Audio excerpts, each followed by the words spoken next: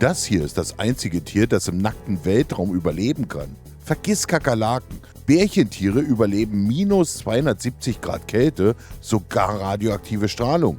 Sie entziehen ihrem Körper fast alles Wasser und verfallen in eine Art Totenstarre, die sie unzerstörbar macht. Forscher haben sie ungeschützt ins All geschossen, zurückgeholt und sie sind einfach wieder aufgewacht und haben Babys gemacht. Würdest du dich für 10 Millionen Euro ins All schießen lassen? Schreib's in die Kommentare. Wissenschaftler sind immer noch schockiert, denn